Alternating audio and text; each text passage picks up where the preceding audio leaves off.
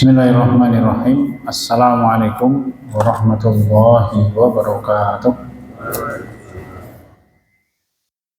Alhamdulillahirabbil alamin. Innal hamdalillah nahmaduhu wa nasta'inuhu wa nastaghfiruh. Wa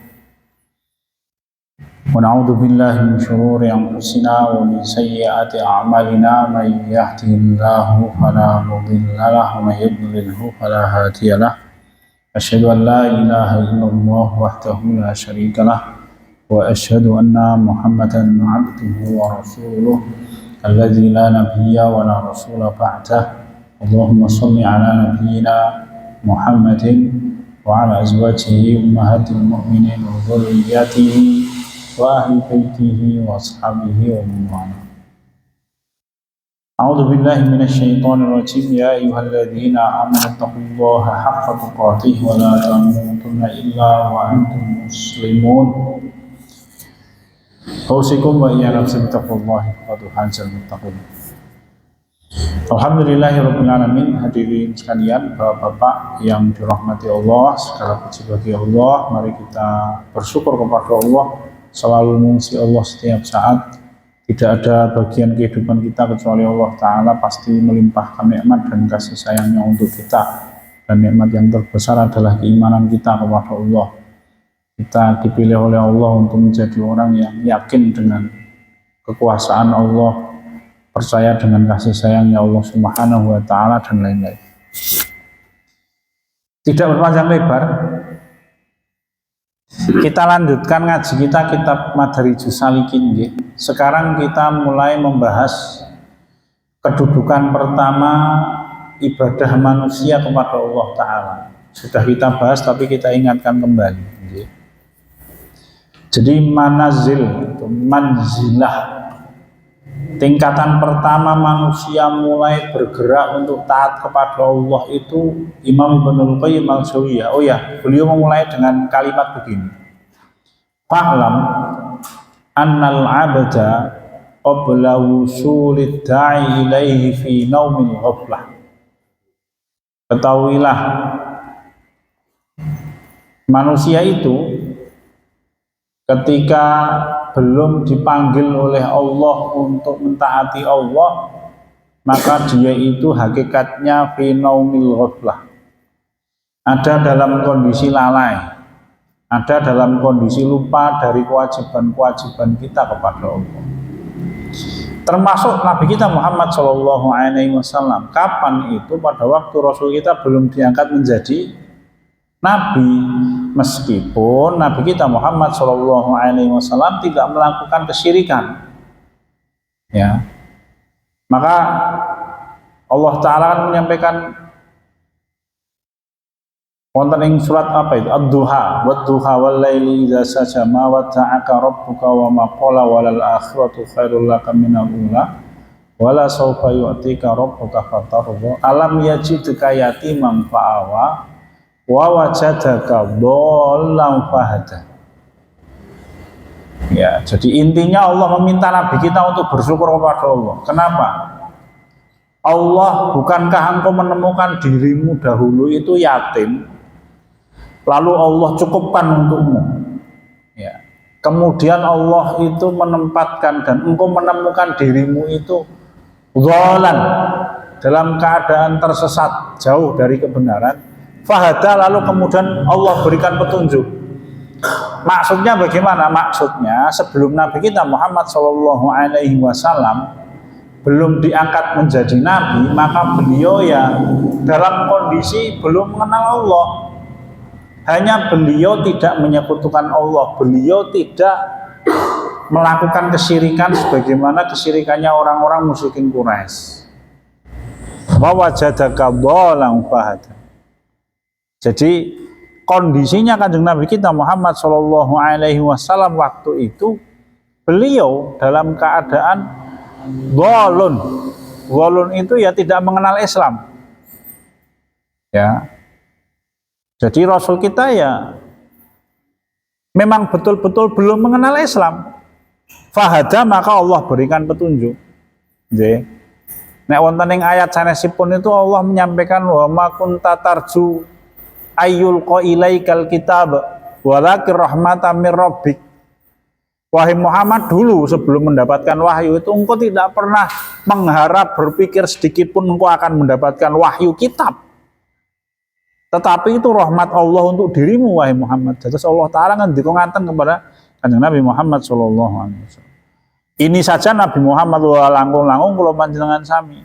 Ya kita dulu pasti pernah dalam kondisi babar blas ora kenal Gusti Allah. Mungkin ada di antara kita yang hidup di dalam keluarga sing keluarganya kenal agama. Maka sejak kecil kita diperkenalkan oleh orang tua kita mengenal Allah, ngibadah rakyat wing latihan. Tetapi secara umum ya kita belum tahu Islam itu apa, ya hakikatnya ajaran yang Allah turunkan itu seperti apa. Qalbuhu naimun. Orang itu ketika belum mendapatkan petunjuk hatinya tidur. Ya. Fasoha bihin nasih. Lalu kemudian Allah membuka hati manusia itu dengan apa? Dengan terdengar oleh orang itu nasih, teriakan orang yang memberi nasihat. Wa asma'ahu da'in najah. Lalu Allah menjadikan orang itu mau mendengarkan panggilan-panggilan yang mengajak untuk selamat. Ya. Maka orang ini ketika mulai mempunyai keinginan untuk menjadi orang baik, maka tahapan pertama, martabatul ula, kedudukan pertama itu apa? Yaqdah wal intibah minan naum. Jadi tingkatan pertama manusia itu ya sadar. Sadar tentang apa? Ya, nanti ada 3 perkara kata Imam Ibnu Qayyim al-Jauziyah rahimahullah. Jadi al-yaqdah. Ini tingkatan pertama. Wong ibadah hati kita mulai bangkit sadar. Ya. Sadar. Tidak berlama-lama tenggelam di dalam syahwat. Oh pancen lho Mas. Orang itu ketika sudah terikat dengan syahwat itu lali-laline itu. Mampu syahwat itu seperti itu, memperlakukan manusia begitu lupa dari akhirat. Dan banyak di antara manusia itu yang betul-betul seluruh aktivitasnya bubar blas, tidak ada kaitannya dengan akhirat sedikit pun. Apakah ada banyak orang-orang seperti itu? Maka kenapa kok Kanjeng Nabi kita Muhammad SAW itu mengajarkan satu doa? Doa itu kelihatannya kados pun saya pernah menyebutkan. Rasul kita itu mengajarkan doa, Allahumma inni a'udzubika min fitnatid dunya wa min azabil qabri wa min fitnatil masyihid dajjal wa min syarri fitnatil mahya wal mamat wa minal ma'sami wal maghrum. Terus Rasul kita itu mengajarkan doa, Allahumma inni a'udzubika min fitnatid dunya. Wahai Allah, aku berlindung kepadamu dari fitnatid dunya, godaan dunia. Karena betul-betul dunia itu mampu untuk melalaikan manusia dari akhirat. Tenanan Mas. Jadi betul-betul memutus hubungan antara hati manusia dengan Allah. Sanggup dunia itu begitu. Maka Allah Ta'ala menyampaikan wonten ing akhir surat Luqman itu fala taghurrannakumul hayatud dunya wala yaghurrannakum billahil ghurur. Fala taghurrannakumul hayatud dunya, maka jangan sampai kehidupan dunia itu melupakan kalian wahai manusia. Oh ya, surat Luqman itu ayat paling. Wala yaghurrannakum billahil ghurur, dan jangan sampai tukang penggoda yaitu setan itu melupakan kalian dari Allah Subhanahu wa taala. Jadi memang ini posisi di mana Allah menguji kita itu dengan cara kita itu pasti punya kelemahan. Ana wong sing nek digodha dengan hartae ora kodal Mas. Nggih dibeseli, disogo, lambok sebesar apapun ora kodal.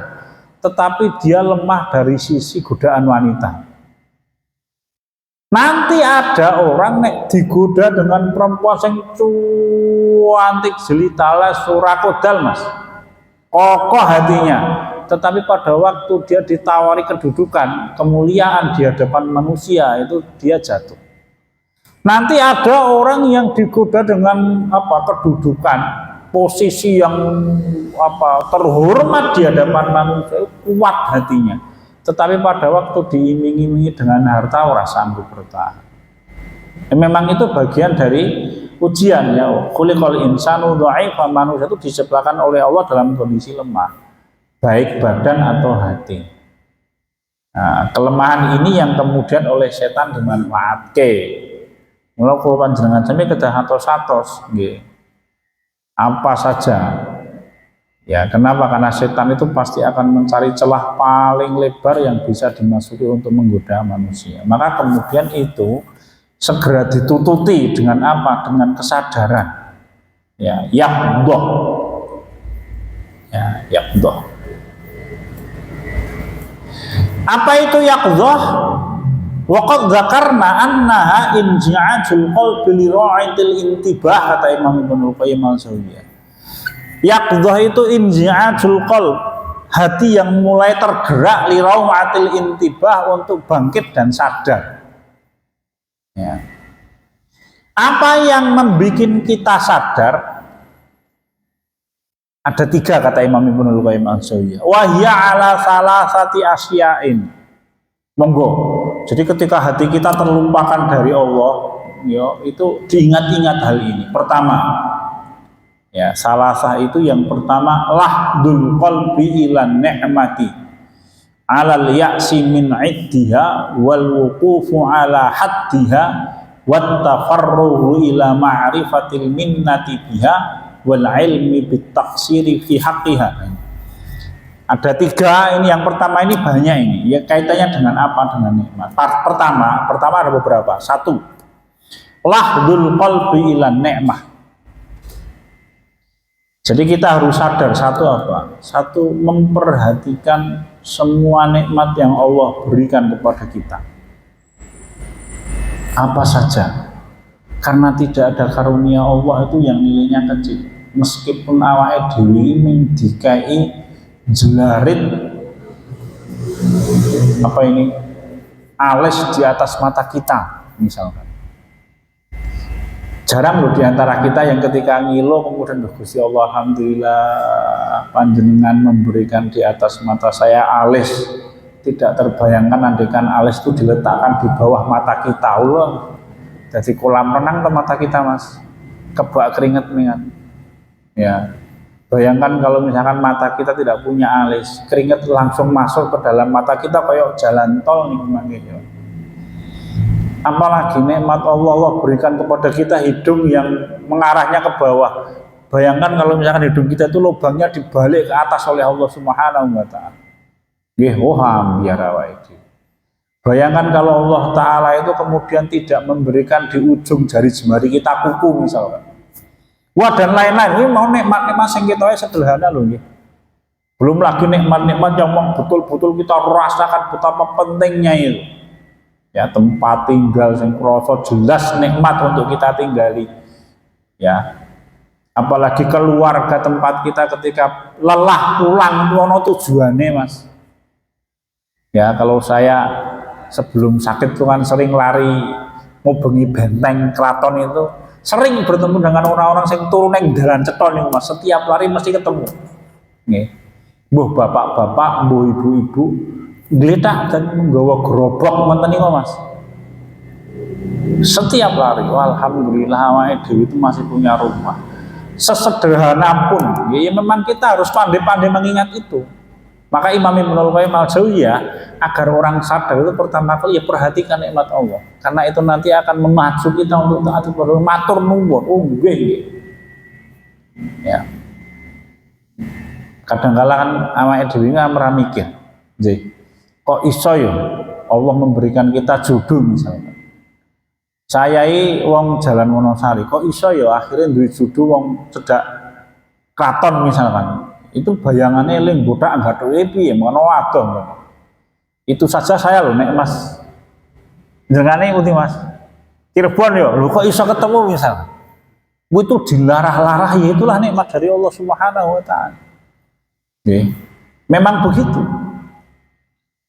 Terus kita ini kalau mau berpikir akan menyimpulkan akhirnya bahwa memang Allah itu memberikan sesuatu, memberikan nikmat untuk kita itu yang memang nikmat itu kita raih itu di luar nalar dan di luar kemampuan kita. Oh, sapa wae lah, Mas.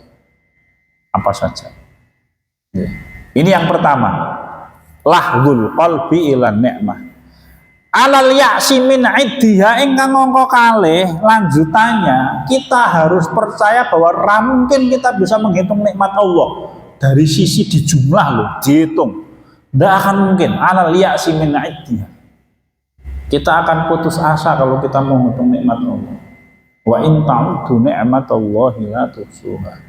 Kalau kalian menghitung nikmat Allah, la tuhsuha, tidak akan bisa terhitung. Tidak akan bisa terhitung. Nggih, Bapak-bapak, nggih, kan misalkan pekerjaan ya, kita kan tidak membayangkan zaman biyen ki dadi apa. Nggih. Kita itu tidak pernah membayangkan Allah Ta'ala mendatangkan untuk kita rezeki dengan sarana yang yo awake dhewe ora bakal bayangke. Tetapi akhirnya ketemu, itu saja yang urusan rezeki loh, bukan belum urusan yang lain. Alal ya'si min iddiha, tidak mungkin kita bisa menghitung jumlah nikmat Allah. Saking oke. Tidak ada waktu kecuali Allah itu melimpahkan kasih sayang ribuan nikmat. Ya, ribuan nikmat. Nek saya pas sakit merasa sebeli sehat ki mahal. Ya. Sehat itu mahal. Misalkan saya punya sederek niku saraf kejepit misalkan. Loro saraf kejepit loh Mas. Bayangkan kalau misalkan semua saraf kita kejepit loh. Makanya saraf kejepit ini saraf siji toh. Bayangkan nek kabeh kejepit terus piye iki. Ora iso urip to Mas. Ini siji lho makanya. Ya. Ngomong, ya sepindah malih ndak akan bisa kita menghitung nikmat Allah. Allah ingkang ngendi ngoten, wa in ta'uddu ni'matallahi la tuhsuha. Nek wonten ing ayat sanesipun surat Luqman ya walau annama fil ardi min syajaratin aqlamun wal bahru yamuddu min ba'dihi sab'atu abhur ma nafidzat kalimatullah. Kalau misalkan semua pohon di dunia ini dijadikan pena, lalu lautan dikalikan 7, seluruhnya dijadikan sebagai tinta, manafidat kalimatullah, maka manusia tidak akan bisa menulis seluruh tanda kekuasaan Allah, semua nikmat Allah, raiso teman-teman, sampai penanya hilang, rusak semuanya, dan semua apa itu air lautan yang 7 kali itu, 7 kali air samudra di dunia ini dipengkep itu dijadikan sebagai pewarna nggih.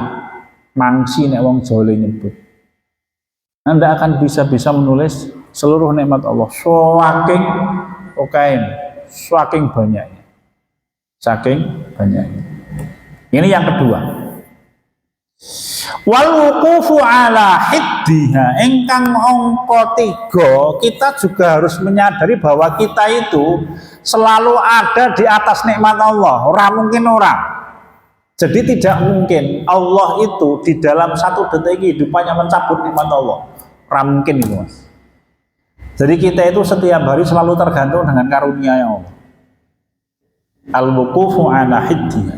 Ya kudu disadari itu. Ya.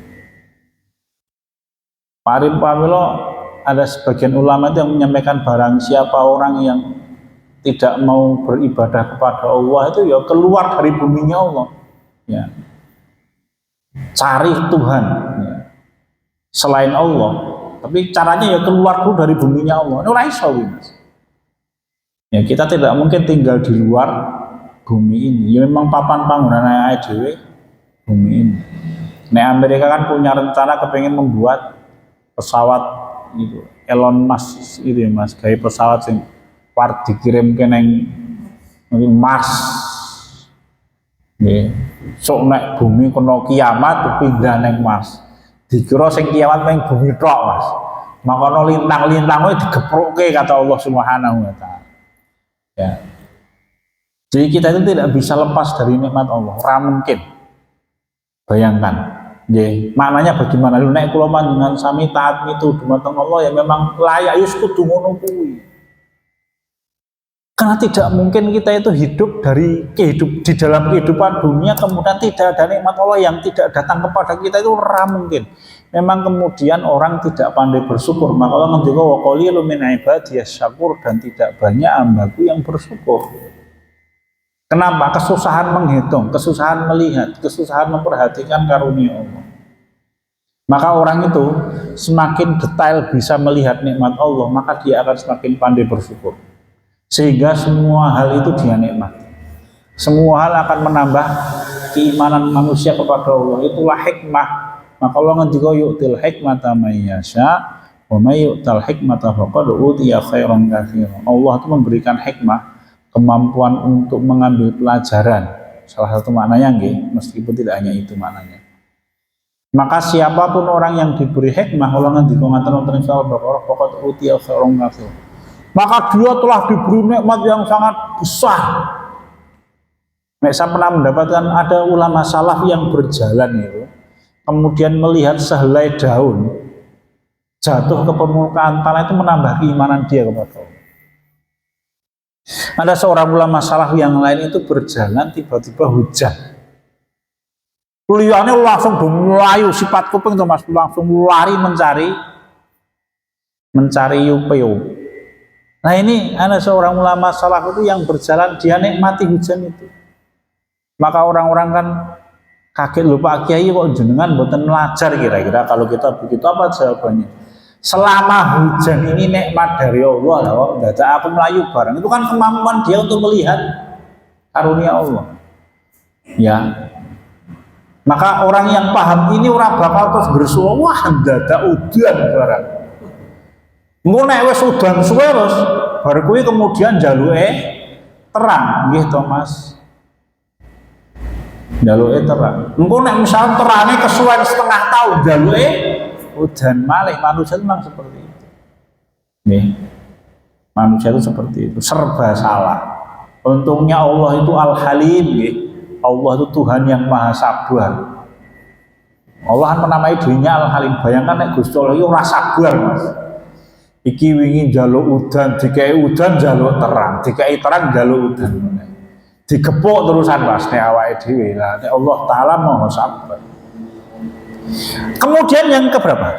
Setunggal kali tiga. Keempat, at-tafarruhu ila ma'rifatil minnah. Nah, ini yang penting ini. Cara yang keempat terkait dengan nikmat Allah itu at-tafarruh. Memang kita harus meluangkan waktu untuk memikirkan nikmat Allah. Ya. Tafarruh. Jadi memang kita harus meluangkan waktu. Maka misalkan panjenengan, pulau panjenengan sami tindak sari bahwa Bapak begitu kita berbaring sudah berdoa, ya, sudah maca ayat-ayat Quran, surat-surat Quran yang memang disunahkan untuk dibaca sebelum tidur. Nek sadurunge sare niku ndungone napa Mas? Bismillahirrahmanirrahim ayya wa mutra ngoten bar kuwi ora karuan Mas, mikir gladrah ketuk ngendi-ngendi. Nek Nabi Muhammad tuh kalau kita sebelum tidur itu sunnah, kalau Nabi Muhammad punya satu baca surat Al-Isra. Aduh jauh banget ya. Yang kedua mau surat Al-Waqiah, sahabat Ibnu Mas'ud itu nggih. Kemudian surat Al-Mulk, kemudian surat Sabbahalillahi ma fis samawati wal ard. Ya wa huwal azizul hakim, surat apa itu? Al-Hadid, kemudian surat Al-Hasyr.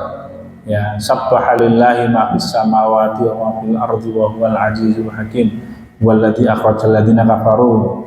Kemudian surat Shaff, sabbahalillahi ma fis samawati wal ardi wa huwal azizul hakim ya ayyuhalladzina amanu lima taquluna ma la taf'alun itu. Kemudian setelah itu surat At-Taghabun. Ya Mas, apalagi?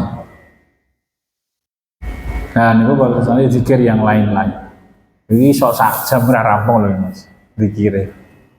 Maka memang di dalam Islam itu kan orang sebelum tidur itu diajak berzikir, tujuannya salah satunya selain mendapatkan pahala tentu apa Mas? Agar tidurnya orang yang beriman itu berkualitas. Kan tidur itu kalau penelitian kan tidak mesti harus panjang. Nek mbiyen kan tidur itu 1 hari 8 jam. Lah kuwi nek awake dhewe umure 24 tahun iki 8 tahun nggo turu lho Pak. Apa lambiar niku Mas? Maka kalau dokter hari ini kan tidak menentukan waktu, yang penting tidurnya berkualitas. Nah, kalau tidur berkualitas itu kan relaksasi badan dan relaksasi hati, gitu Mas, jiwa. Maka di dalam Islam itu zikir. Sehingga orang yang beriman itu tidurnya sebentar, begitu bangun seger. Ya. Bangunnya seger Mas. Begitu. Kembali ke dalam pembicaraan. Jadi kadang-kala memang kita butuh meluangkan waktu sebelum tidur, setelah berzikir, ya mikir, nih Mas. Kan Allah ngendika inna fi khalqis samawati wal ardi wa ikhtilafil laili wan nahari la ayatun. Iku dipikir ke pancen. Nggih. Mikir-mikir alhamdulillah hari ini dodol payu raga tanggung ming 50.000 alhamdulillah. Alhamdulillah hari ini kita pulang ke rumah, badan kita nyaman, sampai di rumah istri kita menyambut kita dengan senyum. Kan seneng banget Mas. Mlebu omah lawange dibuka ya wis bojone pencucu gitu Mas. Walise gathro, walah wis kesel ketemu omah, tambah kesel meneh Mas. Ya kan, itu nikmat Allah Subhanahu wa taala saestu lho Mas. Apalagi begitu kita duduk jebule wis ono kopi Mas. Ning kula rada kapok saiki kopi tak kurangi. Nggih, sawise lara niki. Dadi iso padu kula ngombe kopi nek sakarang Mas. Dulu lah jagoan kopi. Nggih. Ya, disyukuri memang at-tafarruq ila ma'rifatil minnah. Memang kita butuh meluangkan waktu. Nggih, monggo Bapak, demi apa? Demi selamat di hadapan Allah. Engkang angka berapa? 1, 2, 3, 4, 5. Yang paling al-ilmu bitaksiri bihaqqiha. Ya. Yang kelima, kita harus paham bahwa memang kita ini taksir. Taksir itu apa? Kurang serius di dalam mensyukuri nikmat Allah. Ya memang kudu dipahami ini. Maka orang-orang yang beriman kepada Allah itu selalu mencela dirinya. Imam Hasan al-Basri itu ketika menafsirkan surat Al-Qiyamah, la uqsimu biyaumil qiyamah wa la uqsimu bin nafsil lawwamah. Jadi Allah Ta'ala itu bersumpah, la uqsimu biyaumil qiyamah, dan aku bersumpah dengan hari kiamat, wa la uqsimu bin nafsil lawwamah, dan aku Allah bersumpah atas nama jiwa yang selalu mencela. Ya, Imam Hasan al-Basri menyampaikan maknanya lafzul lawwama, jiwa yang suka mencela itu orang mukmin dan dia mencela dirinya sendiri karena suka berbuat salah. Ya. Beda dengan orang kafir atau fajir ini pun itu minta dosa kan orang kersa salah kok. Bahaya loh itu. Bahaya. Orang mukmin itu nek tumindak dosa maka dia selalu mencela dirinya. Kalau wonten ing setunggalipun riwayat Nabi Muhammad menika ngendika orang mukmin itu ketika melihat dosa meskipun kecil, dia seakan-akan melihat batu besar di atas kepalanya yang dia khawatirkan akan menimpa kepalanya. Sedangkan al-fajir, pelaku dosa besar itu orang yang melihat dosa yang besar itu hanya seperti seekor lalat yang hinggap di atas hidungnya, dengan menggerakkan jari maka lalat itu terbang. Terus orang mukmin itu pasti dia khawatir dengan kesalahan-kesalahannya, dia caci maki, dia celah dengan caci maki, dia celah dirinya ketika berbuat salah, perasaan menyesal. Dan itu syarat taubat, taubatan nasuha itu kan syaratnya satu, meninggalkan perbuatan dosa, kemudian tidak mengulangi lagi, paling akhir merasa menyesal. Nek ana wong tumindak dosa mandek tetapi tidak ada perasaan menyesal, itu bukan taubatan nasuha. Mungkin teh ora duwe duit. Iso dadi Mas, wah wis 20 tahun mandek Mas le mabuk. Lah terus mesti Mas tobat. Ora teh aku ora duwe duit. Beda, maka orang bertobat dengan taubatan nasuha itu syaratnya ya harus menyesal. Maka orang mukmin itu lawamah, jiwanya mencela dirinya, kenapa? Tumindak dosa. Jadi kalau kita kok begitu berbuat dosa kok ada perasaan nyaman, oh berarti hati kita itu masih hidup. Mungkin sakit ya Mas, tetapi masih hidup. Kenapa? Karena kalau hati mati itu wes leleh luweh Mas urusan seperti itu. Bahkan nek wonten ing riwayat punika Rasul kita ngendika hatinya orang munafik itu balik. Kal kausil mujahiyah nek wonten ing riwayat punika seperti piring ning kuali diwalik oleh Allah. Kalau baik dianggap buruk, kalau buruk dianggap baik. Wah niku kan ambiar niku Mas. Lenang dikira wedok, wedok dikira lanang. Semaput ora nek jenengan ngono kuwi. Mesti rusak uripe. Nggih, mesti rusak. Ini hatinya orang munafik, maka hatinya orang yang beriman kepada Allah adalah hati yang selalu mencela dirinya ketika berbuat dosa dan paham bahwa kita ini belum menetapi hak-haknya nikmat Allah. Apa itu? Disyukuri. Nanti ada manjilah syukur nanti. Itu. Ini yang pertama. Yang kedua, wasani mutolaatul jinayah. Yang kedua, yang membuat kita sadar itu ya kita paham bahwa kita itu banyak kesalahan. Ada berapa ini? Ada 1, 2, 3, 4. 1 mutolaatul jinayah. Perhatikan dengan seksama dosa-dosa kita, kesalahan-kesalahan kita. Itu akan membangkitkan kesadaran orang untuk kembali kepada Allah. Jangan sampai kalau panjenengan sami termasuk orang yang meyakini awake dhewe iki dosa. Oh bahaya. Ya bahaya. Nek panjenengan masih ingat dulu ada seorang tabib yang muncul di salah satu televisi swasta itu sampai keluar fatwa majelis ulama itu gitu. Lah kok tiba-tiba lupa saya namanya. Sopo kan sing nganggo patches dawa. Wah, 15 tahun yang lalu mungkin Mas. Bijak Bestari. Masih ingat?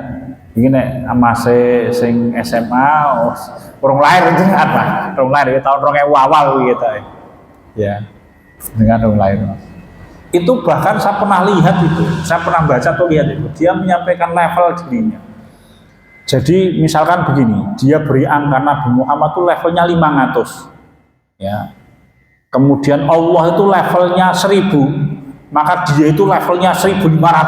Ngono kuwi Mas. Saya pernah membaca atau saya pernah lihat pengajian ini, pokoknya saya pernah dapat itu. Nah, keluar fatwa dari Majelis Ulama Indonesia. Bulan ngono kan, untuk maut-maut nah itu Mas. Berarti dia menganggap dirinya itu kedudukannya di atasnya Allah Subhanahu wa taala. Orang mungkin duwe dosa nek orang meyakini seperti itu. Karena Allah itu kan suci toh dari semua kesalahan. Lah kalau level dia di atasnya Allah menurut anggapan orang itu. Bahaya ini Mas, bahaya ini. Ya, bahaya. Orang yang beriman kepada Allah itu percaya bahwa kita ini memang abdi, ya Mas. Abdi ini apa sebenarnya Mas? Hamba, titah Mas. Nek biasanya neng wayangi celukane gedibal, gedibal basa kasar ya Mas. Basa simbah-simbah ya Mas. Nek cah nom saiki ra kenal gedibal iki apa ya? Ya, terus bolo kuro, bolo dupaan lah Mas itu. Awake dhewe itu kan begitu. Maka orang itu ketika paham bahwa kita ini lemah, butuh Allah, kita ini banyak kesalahan, maka akan membuat orang balik kembali kepada Allah, berbakti kepada Allah. Ini yang pertama, mutolaatul jinayah. Mutolaatul jinayah. Engkang angka kalih al-wuqufu 'alal khatri fiha. Engkang angka kalih memahami bahwa dosa itu berbahaya, Mas. Dosa ini bahaya. Tidak ada dosa yang tidak berbahaya. Semua dosa meskipun dosa kecil itu kalau diremehkan berbahaya. Nabi Muhammad SAW ngendika kama qala iyyakum wa muhqiratiz dzunub kama qala. Fa innahunna idza yajma'na 'ala rajulin ahlakna. Hati-hati dengan dosa yang diremehkan, dosa kecil. Kenapa? Karena kalau dia melumpuk pada hati seorang manusia, itu akan membinasakan. Langsung Rasul kita mengambil contoh seperti sekelompok orang berkumpul di lapangan, lalu setiap orang diminta untuk mengumpulkan satu cabang. Ya, setelah itu cabang yang dikumpulkan diobong. Maka semua orang bisa mati kabeh ambil ke dalam api itu. Kalau kita ngedikongkan kira-kira. Bayangkan misalnya begini mas, ada orang yang setiap hari berbuat dosa kecil. Wah, dosa kecil itu apa? Lenggula jangan. Gosok, pinjam barangnya milik orang lain tanpa izin dan dikembalikan. Itu gosok nih mas, dosa kecil itu. Oke. Misalkan ada orang kerja kantor, dia tidak pernah memakai sandal, kemana-mana pakai sepatu dan kerja kantor. Lalu kalau dia butuh ke kamar mandi, mesti pinjem sandal temannya yang diletakkan di situ, neng tanpa izin. Dibalik lo kan wis dibalik mas, nggih. Gandeng dibalik itu dosa cilik, nek nyilih tanpa izin ora dibalik niku maling jenenge mas, dosa gede kan. Ya.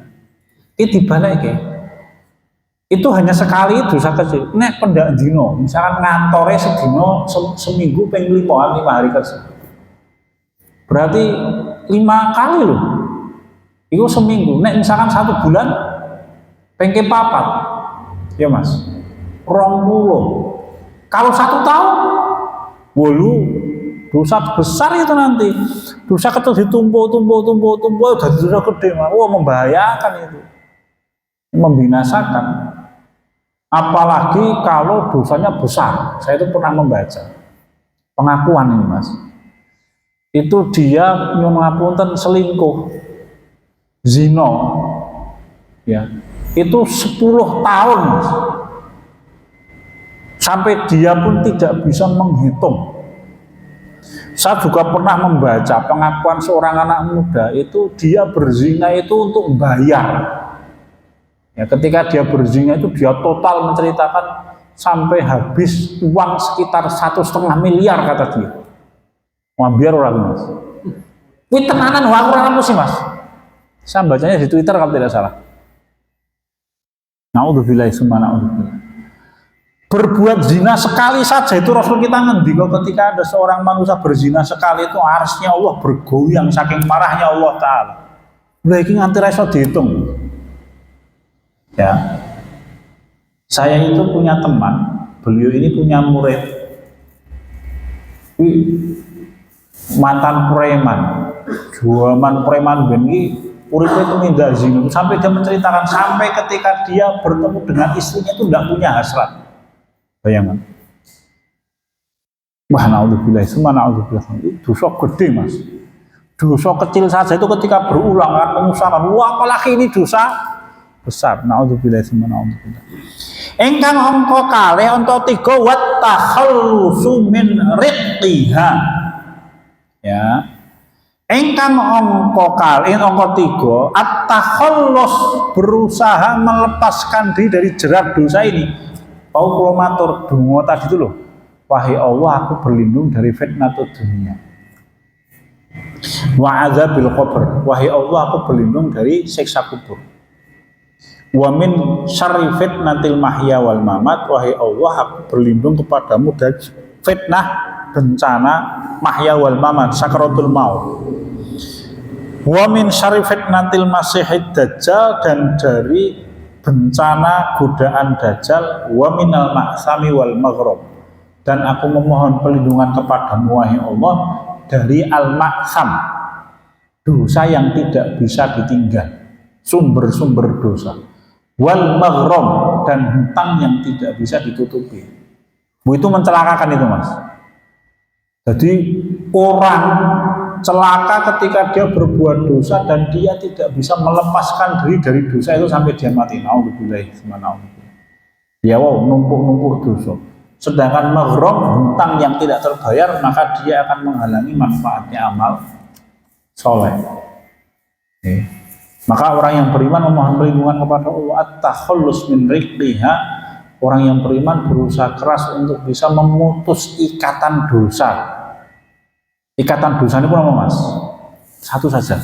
syahwat. Jadi kalau orang sudah bisa menikmati dosa, wah bahaya nih Mas. Nggih. Nyuwun ngapunten misalkan nggih Mas, copet. Ya. Dia punya tim 5 orang misalkan. Dia sehari dapat korban wong 10 misalkan. Di rata-rata misalkan setiap hari bisa pulang ke rumah bawa 150.000 misalkan. Ini ping 30 piro? Jutaan Mas. Ya. Begitu. Ini dosa loh Mas.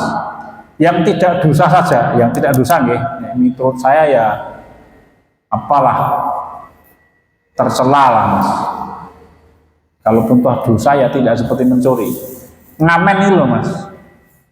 Kenapa kok pengamen itu susah itu diberi pekerjaan? Saya tuh pernah dapat cerita karena nyuwun ngapunten jenengan ngertos kampung saya itu jebule pengamennya oke sama saya itu pernah ketemu tonggo kampung saya di rumah di Jalan Orosari kono wis tau ketemu aku iki tonggo kuping tidak saya sapa nek saya sapa pisin wonge. Ya. Wong kerep ketemu neng masjid itu nek ketemu assalamualaikum jebule ngamen kampung saya itu pengamennya lumayan banyak kampung saya. Kenapa kok orang ngamen itu susah kon ganti pekerjaan? Saya dapat cerita duduk di perempatan ring road. Ya Mas, kuwi minimal sedina 50 lho per orang. Ya meng ngono kae, bayangno. Ya. Hanya begitu loh makan. Wah, susah. Ini aja bukan syahwat yang mengikat seperti yang ngapunten misalkan orang berzina sih. Maka saya itu pernah dimintai pendapat ada seorang ikhwah, bocah bagus, sudah menikah. Dia tanya, dia kepingin menikah kedua kalinya dengan seorang wanita yang bercadar, tapi dia pernah berzina. Terus perempuan itu bertobat, terus teman saya itu tanya, nah, misalkan pengen nikah dia gimana? Saya menyarankan begini Mas, zina itu mindak dosa sing apa itu kambuhan, kumatan. Apalagi nanti yang mengajak berzina adalah orang yang pernah berzina dengan dia. Itu berat itu ditolak. Kata siapa? Kata orang yang pernah berzina. Saya pernah dapat ungkapan itu. Bahkan sampai 10 tahun itu rasanya masih bisa masih teringat gitu kata. Maka kenapa di dalam Islam wong tumindak zina itu hukumannya kalau belum menikah dicambuk. Ya, kalau dia belum menikah dicambuk. Agar apa? Itu jadi shock terapi kalau dia kepingin berzina, ingat susahnya, ingat sakitnya dicambuk. Tetapi kalau orang sudah menikah kok berzina, ora ana tombo Mas. Maka di dalam Islam dirajam. Kenapa? Ora ana tambane, lah piye le nambani? Ya. Wong dia udah menikah kok dia berzina dengan orang lain, orang tambah. Yang keempat, at-talabun najatu bitamhiyusiha. Kemudian yang ke berapa ini? Keempat nggih. Memohon keselamatan dari akibat buruk dosa. Dengan tamhis, memang dengan meninggalkan, mohon perlindungan kepada Allah dengan cara meninggalkan berbuat dosa. Ini yang kedua. Cakap nih Mas, buat teman-teman ini jam 9:04 biar saya tak istirahat nih. Mungkin pekan depan nanti bisa sampai jam 9. Masih ada poin yang ketiga nih, insyaallah kita laksanakan pertemuan yang akan datang. Cakap ingkang saged kula aturaken wonten ing dalu punika. Saya kembalikan kepada pembawa acara, insyaallah pekan depan kita laksanakan. Alhamdulillahirabbil alamin. Assalamualaikum warahmatullahi wabarakatuh.